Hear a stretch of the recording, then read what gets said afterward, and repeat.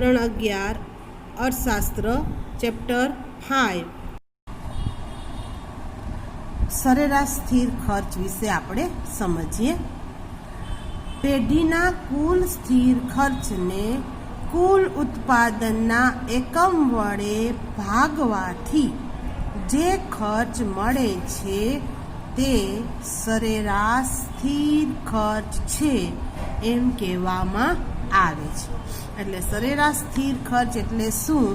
તો પેઢીના કુલ સ્થિર ખર્ચને કુલ ઉત્પાદનના એકમ વડે ભાગવાથી જે ખર્ચ મળે તેને સરેરાશ સ્થિર ખર્ચ કહેવામાં આવે છે।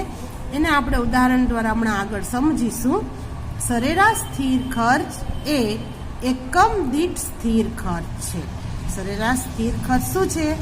તો એક એકમ દીઠનો ખર્ચ છે। એટલે દાખલા તરીકે 50 પેન બનાવી હોય તો એક પેનનો ખર્ચ એ શું કહેવાય? સરેરાશ સ્થિર ખર્ચ છે। તો આ ખર્ચને શોધવા માટેનું સૂત્ર છે, એને આપણે સમજીએ તો સરેરાશ સ્થિર ખર્ચ બરાબર કુલ સ્થિર ખર્ચ તેના છેદમાં એટલે કે તેને ભાગવાથી કુલ ઉત્પાદનના એકમો, આ બંને ભાગવાથી જે ખર્ચ મળે તેને સરેરાશ સ્થિર ખર્ચ કહેવામાં આવે છે। હવે આ સૂત્રને સંજ્ઞાના સ્વરૂપમાં રજૂ કરેલું છે।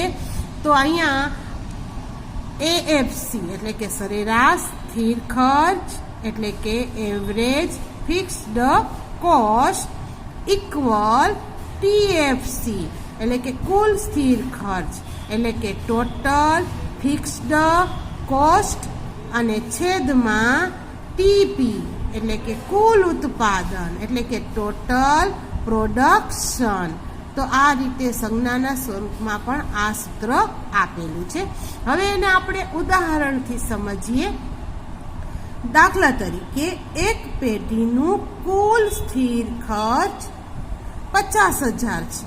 એક પેઢી છે એ જે ઉત્પાદન કરે છે એ ઉત્પાદનનો ખર્ચ કેટલો આવ્યો? 50,000 આવ્યો। તો એ પેઢી 1,000 એકમનું ઉત્પાદન કરે છે। પેઢીનો કુલ સ્થિર ખર્ચ 50,000 છે અને 1,000 એકમનું ઉત્પાદન કરે છે। તો આ બંનેને ભાગવાથી જે આંક આવે છે એને સરેરાશ સ્થિર ખર્ચ કહેવામાં આવે છે। તો અહીંયા દાખલા તરીકે સરેરાશ સ્થિર ખર્ચ બરાબર કુલ સ્થિર ખર્ચ 50,000 શું છે વિદ્યાર્થીની બહેનો? કુલ સ્થિર ખર્ચ છે, એના છેદમાં 1,000 એ કુલ એકમ છે, ઉત્પાદનના કુલ એકમ છે। આ બંનેને ભાગવાથી જે ખર્ચ મળે છે એ સરેરાશ સ્થિર ખર્ચ કહેવાય છે। તો 1,000ના ત્રણેય મીંડા છેદ છે ઉડી ગયા, તો પાછળ કેટલા રહ્યા? 50 રૂપિયા રહ્યા। તો એક ઉત્પાદન, એક એકમનું ઉત્પાદન કરવામાં કેટલો ખર્ચ આવ્યો? 50 રૂપિયા। એક એકમનું ઉત્પાદનનો ખર્ચ 50 રૂપિયા। તો આવા 1,000 એકમનું ઉત્પાદનનો ખર્ચ કેટલો થયો? 50,000। હવે હું તમને આવો જ એક નાનો બીજું ઉદાહરણ આપું તો સ્થિર ખર્ચ 100 રૂપિયા છે અને કુલ ઉત્પાદનના એકમ 50 રૂપિયા છે।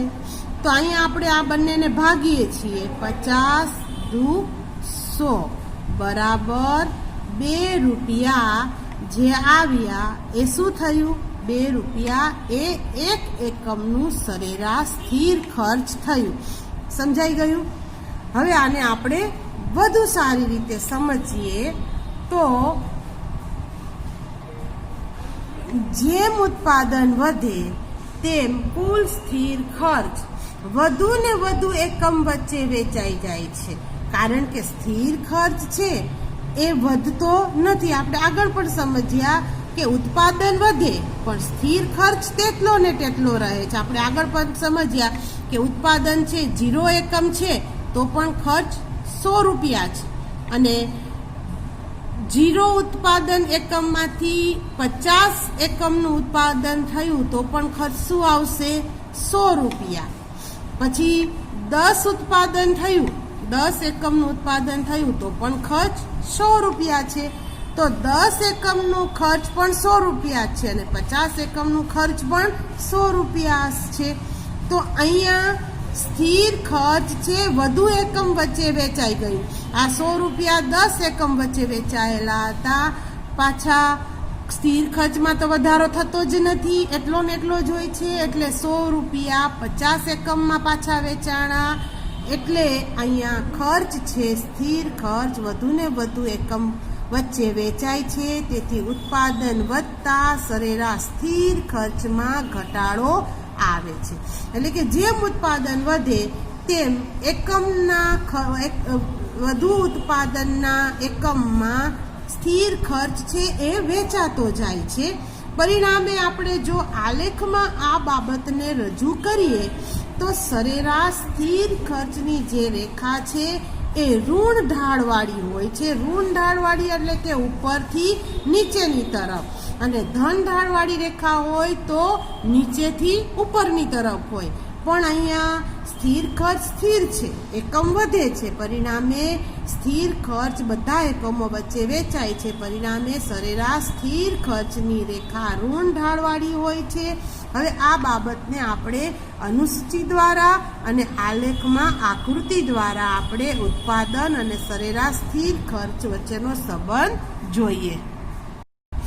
અનુસૂચિમાં આપણે સરેરાશ સ્થિર ખર્ચને સમજીએ તો ઉત્પાદનનું પ્રમાણ 10, 20, 30, 50, 40, 50 છે. કુલ સરેરાશ સ્થિર ખર્ચ રૂપિયામાં બતાવેલું છે. 10 એકમનું ઉત્પાદન છે છતાં પણ 100 રૂપિયા, 50 એકમનું ઉત્પાદન છે છતાં પણ ખર્ચ 100 રૂપિયા છે.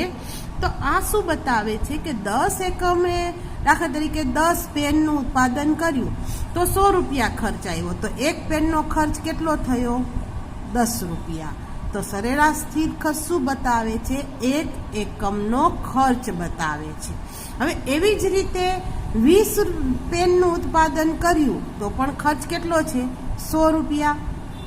એટલે કે ઉત્પાદનનું પ્રમાણ વધે છે તો સરેરાશ આ જે કુલ સ્થિર ખર્ચ છે એમાં વેચાઈ જાય છે. તો 20 પેન ઉત્પાદન કરી તો પણ ખર્ચ 100 રૂપિયા છે. તો એક પેનનો ખર્ચ કેટલો આવ્યો? 5 રૂપિયા. પેલા 10 પેન હતી તો 10 રૂપિયા ખર્ચ આવ્યો. પેનનું પ્રમાણ વધાર્યું, ઉત્પાદન વધુ કર્યું, 10 રૂપિયા વધારે કરી દીધી પેનનું ઉત્પાદન, તો ખર્ચ 5 રૂપિયા આવ્યો. એવી જ રીતે જેમ જેમ ઉત્પાદન વધે છે સ્થિર ખર્ચ એટલો જ છે, એમાં વધારો નથી થતો. પણ જે ઉત્પાદન થયેલી પેન છે એનો ખર્ચ ઘટતો જાય છે. એટલે કે સરેરાશ ખર્ચમાં ઘટાડો આવતો જાય છે. તો છેલ્લે 50 પેનનું ઉત્પાદન થયું તો પણ ખર્ચ 100 જ રૂપિયા છે. તો 50/100 કરીએ તો એક પેનનો ઉત્પાદનનો ખર્ચ કેટલો થયો? 2 રૂપિયા થયો. હવે આ બાબતને આપણે આલેખની જે આકૃતિ છે એના દ્વારા સમજીએ તો અહીંયા OX ધરી ઉપર ઉત્પાદનનું પ્રમાણ છે. તો ઉત્પાદનનું પ્રમાણ જેમ જેમ વધતું જાય છે તેમ તેમ સરેરાશ સ્થિર ખર્ચ છે એ ઘટતો જાય છે. OX ધરી ઉપર ઉત્પાદનનું પ્રમાણ છે અને OY ધરી ઉપર સરેરાશ સ્થિર ખર્ચ આપવામાં આવેલો છે. તો આને આપણે આકૃતિમાં સમજીએ તો ઉત્પાદન જેમ જેમ વધે છે, ઉત્પાદન જેમ જેમ વધે છે સરેરાશ સ્થિર ખર્ચની રેખા ડાબેથી જમણી તરફ નીચેની તરફ ઋણ ઢાળવાળી બનતી જાય છે. હવે હું આકૃતિમાં તમને સમજાવું કે અહીંયા ઉત્પાદનનું પ્રમાણ 10 છે, એટલે કે 10 પેનનું ઉત્પાદન આપણે કર્યું તો ખર્ચ કેટલો છે? ખર્ચ કેટલો આવ્યો? સરેરાશ ખર્ચ 10 રૂપિયા આવ્યો. સમજાણું વિદ્યાર્થીની બહેનો કે ઉત્પાદનનું પ્રમાણ 10 છે તો સરેરાશ સ્થિર ખર્ચ 10 રૂપિયા આવ્યો. કારણ કે કુલ સ્થિર ખર્ચ કેટલો છે? 100 રૂપિયા છે. એને આપણે 10 પેનમાં વેચી દીધો તો એક પેનનું ઉત્પાદન કરવાનો ખર્ચ કેટલા રૂપિયા આવ્યો? 10 રૂપિયા આવ્યો. હવે ઉત્પાદનનું પ્રમાણ વધ્યું એટલે કે 20 પેન થઈ તો ઉત્પાદનનું પ્રમાણ વધ્યું અને ખર્ચ છે એટલો જ છે 100 રૂપિયા, પણ સરેરાશ ખર્ચ છે એ 20 પેનમાં વેચાઈ ગયો એટલે કે 5 રૂપિયા આવ્યું. અહીંયા 4 અને 6 ની વચ્ચે અહીંયા 5 રૂપિયા છે તો સરેરાશ ખર્ચ કેટલો આવ્યો? 5 રૂપિયા. તો 20 પેને સરેરાશ ખર્ચ 5 રૂપિયા આવ્યો. એવી જ રીતે 30 પેનનું ઉત્પાદન થયું તો સરેરાશ ખર્ચ ઘટ્યો. 40 પેને પણ સરેરાશ ખર્ચ ઘટ્યો અને છેલ્લે 50 પેને પણ સરેરાશ ખર્ચ ઘટીને કેટલા રૂપિયા થઈ ગયો? એક પેનનું ઉત્પાદન કરવામાં 2 રૂપિયાનો ખર્ચ આવ્યો. તો 50 પેનનું ઉત્પાદન કરવામાં 100 રૂપિયા ખર્ચ આવ્યો. તો આ 100 રૂપિયા ખર્ચ તો સ્થિર જ છે. 10 પણ 100 રૂપિયા હતું અને 50 પણ 100 રૂપિયા છે, પણ સમગ્ર ઉત્પાદનમાં કુલ સ્થિર ખર્ચ છે એ વેચાઈ જાય છે. હા, પણ સરેરાશ સ્થિર ખર્ચ ઘટે છે પણ ક્યારેય શૂન્ય થતું નથી. ઉત્પાદન વધે છે, ખર્ચ બધા ઉત્પાદનમાં વેચાઈ જાય છે, પણ ક્યારેય સરેરાશ ખર્ચ શૂન્ય થતું નથી. તો અહીંયા સરેરાશ સ્થિર ખર્ચની જે આલેખની અંદર જે આકૃતિ દોરી એ કેવા ઢાળવાળી છે? ઋણ ઢાળવાળી છે, જે ડાબેથી શરૂ થાય છે, નીચેની તરફ જમણી તરફ જાય છે.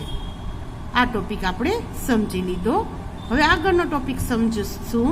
નમસ્તે.